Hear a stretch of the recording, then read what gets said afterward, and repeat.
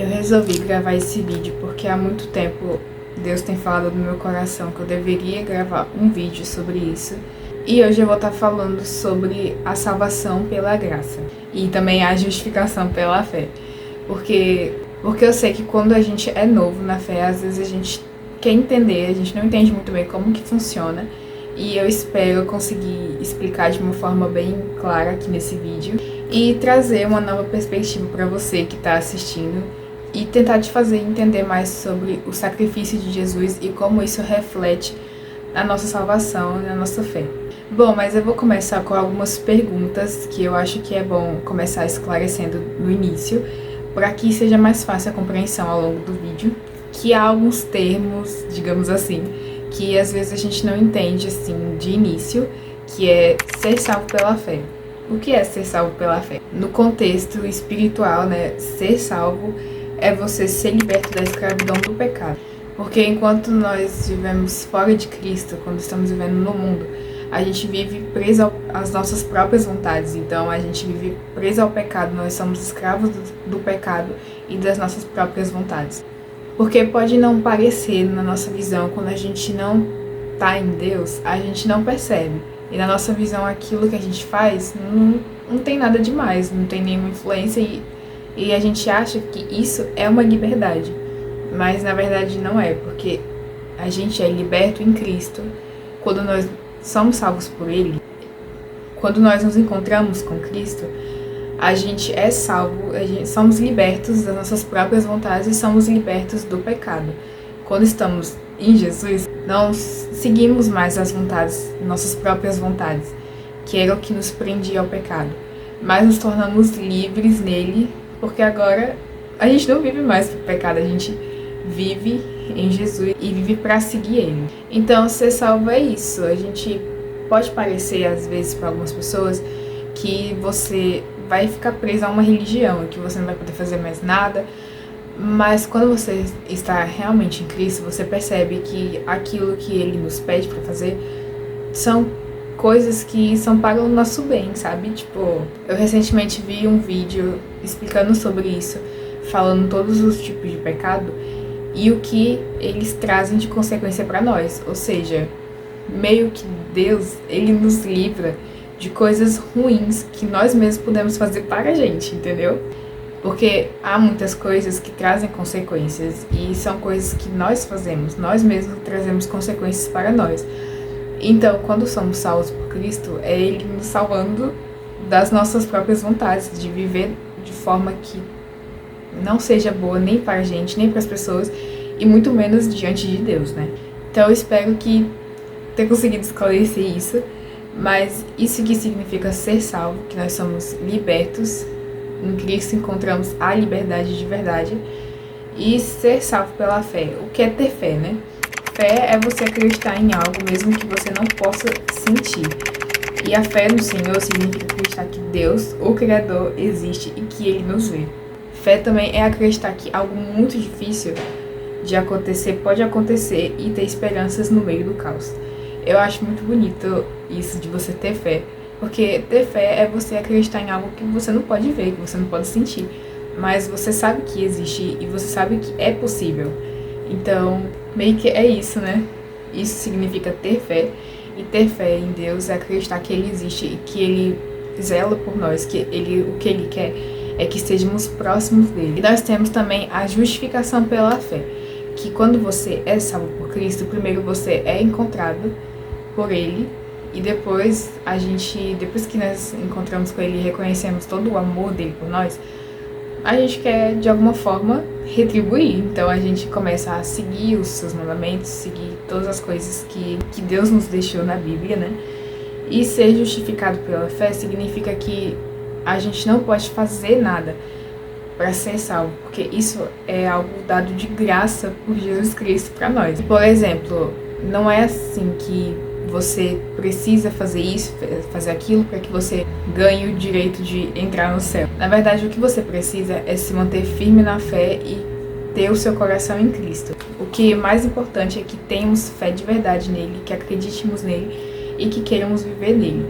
Depois, as outras coisas, que são as obras, que no caso as obras são as coisas que nós fazemos, depois a gente vai fazendo elas automaticamente, porque meio que a gente vai, conforme a gente vai conhecendo mais Deus, a gente vai conhecendo a vontade dele para nossa vida. Então a gente vai percebendo que algumas coisas que fazemos não é tão bom assim, então a gente vai deixando de fazer. E o Espírito Santo também, né, que quando Jesus se encontra com a gente, ele põe o seu Espírito Santo em nós.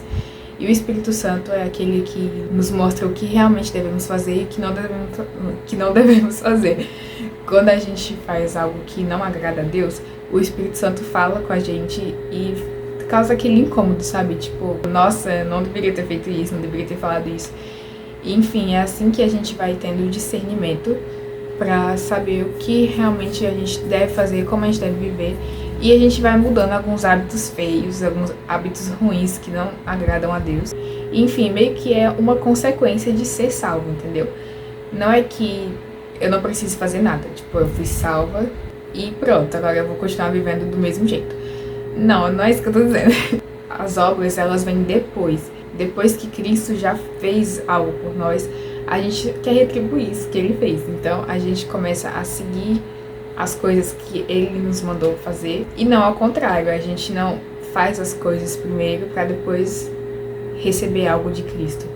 Porque se fosse assim, o sacrifício de Jesus não ia ser válido, né? Porque a gente ia ser salvo pelo que a gente faz. Mas não, nós somos salvos inteiramente pela graça dele.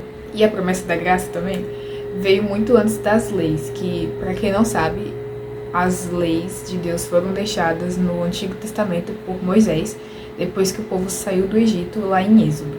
Mas a promessa da fé, a promessa da graça e a justificação pela fé veio muito antes disso, no tempo de Abraão, lá em Gênesis, onde Deus prometeu a Abraão que ele teria um filho por meio da graça. E foi o que realmente aconteceu. Abraão teve um filho dado por Deus. E não por mérito ou por algo que ele fez, tipo, que ele fez algo para isso. Foi algo dado por Deus. E tem um versículo que eu não consegui achar, mas se eu achar eu vou deixar aqui, que diz que Abraão creu no Senhor e isso foi lhe imputado como justificação. Então, eu acho, não sei se deu pra entender, mas eu espero que sim. Então, como eu disse, né, as obras são aquelas coisas que nós fazemos, e o fato de sermos salvos pela graça não significa que não devamos seguir as obras, porque as obras são a prova do nosso amor por Cristo. Se a gente realmente ama Ele e realmente somos gratos por tudo que Ele fez por nós, a gente vai querer retribuir de alguma forma. Então, por isso que a gente tem que buscar todos os dias seguir o que Ele nos deixou para fazer, porque as leis, todas essas coisas que foram deixadas para que a gente siga, não são só ordenanças de Deus, mas são formas de vivermos melhor para nós, para com as outras pessoas e diante de Deus também, enquanto estivermos aqui nessa terra, né? Bom, e nisso também eu vou começar a introdução aqui sobre o sacrifício de Jesus. Bom, e agora eu vou começar falando sobre também o sacrifício de Jesus. Bom, eu acho que todo mundo sabe, né, sobre esse sacrifício, mas às vezes, tipo, não paga, assim, realmente pra pensar sobre isso, sabe? Pra pensar a profundidade que tem nesse ato. Sabemos que Jesus foi crucificado e que ele fez isso pra pagar o preço pelos nossos pecados, pra que a gente pudesse ter livre acesso a Deus, né? Porque antigamente só os sacerdotes podiam, o sumo sacerdote podiam ter acesso ao lugar do templo onde Deus habitava, não era todo o povo, porque o povo era muito rebelde. Por muitos e muitos anos o povo viveu em rebeldia contra Deus, e por causa disso só uma pessoa podia ter acesso, que era o sumo sacerdote, que ele era consagrado a Deus. E enfim, Cristo fez esse sacrifício para que todos nós pudéssemos ter acesso ao Pai, para que todos nós fôssemos salvos pelo seu sangue e para que todos nós se tornássemos parte do seu povo. Porque antes o povo era só o povo de Israel, mas agora o povo de Deus são muitas pessoas ao redor de todo mundo, não só o povo de Israel. O povo de Deus é toda aquela pessoa que procura ao Senhor de todo o coração, de toda a sua alma, como está escrito em Deuteronômio 4, versículo 29. E lá procurarão o Senhor, seu Deus, e o acharão, se o procurarem de todo o seu coração e de toda a sua alma. Ou seja, qualquer um, todos nós, se quisermos e clamarmos pelo Senhor, Ele nos ouvirá e nos tornaremos parte do seu povo. Então, o sacrifício de Jesus é algo muito profundo, porque foi por meio dele, né, que nós fomos reconciliados com o Pai e agora podemos a qualquer momento conversar com ele, clamar por ele e estarmos em comunhão com ele. Bom, e sobre o sacrifício de Jesus também, a gente pode ler aqui um versículo. Tem vários, mas eu escolhi esse, que resume tudo. Isaías 54, versículo 5, que diz assim: Mas ele foi traspassado por causa das nossas transgressões, foi esmagado por causa de nossas iniquidades. O castigo que nos trouxe paz estava sobre ele, e pelas suas feridas fomos curados. Ou seja, tudo que eu disse é referente a isso. E sempre que eu olho para o sacrifício de Jesus, eu percebo o quanto ele nos amou, porque ele entregou a própria vida para nos salvar. E é isso.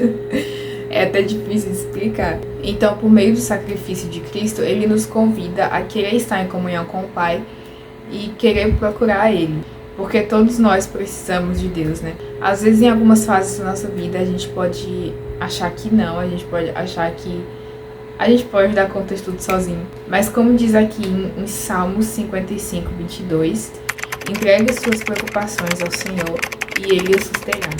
Jamais permitirá que o justo seja abalado. Ou seja, andar com Cristo não é só para ter uma garantia de vida melhor, mas para que a gente possa conhecer também os caminhos de Deus e conhecer a vontade dele sobre a nossa vida. Então, com isso eu digo para vocês que o nome de Jesus é um nome muito poderoso, que é um nome de autoridade, que a gente pode, através do nome dele, ter acesso ao Pai e sermos salvos. Podemos clamar por ele quando sentimos a necessidade de Deus, não só quando precisamos, é claro, porque a gente precisa de Deus em todo o tempo, não só em tempos difíceis, de caos, mas em todo o tempo, nos momentos felizes, nos momentos tristes, a gente precisa estar buscando ao Senhor, porque Deus não é um complemento, ele tem que ser o todo da nossa vida. É como se fosse o sistema solar, o Sol está no meio, Deus representa, é como se Deus fosse o Sol e os outros planetas fossem todas as outras áreas da nossa vida. Ou seja, os planetas giram em torno do Sol. Então, todas as áreas e todas as coisas da nossa vida devem girar em torno de Deus, para que tudo vá bem e para que possamos agradar ao Senhor nos nossos caminhos. Eu vou fazer outro vídeo falando sobre isso também, mas eu espero que vocês tenham gostado desse vídeo, que possa ter ajudado vocês de alguma forma. Se você sentiu que esse vídeo te ajudou de algum jeito, compartilhe com outras pessoas, para que outras pessoas também possam escutar essa mensagem. Ajudar também, né, a chegar a mais pessoas. É a minha primeira vez gravando esse tipo de vídeo, então eu não sei se ficou assim muito bom. Mas enfim, se você quiser assistir outro vídeo, se inscreva no canal para quando sair você receber. E é isso.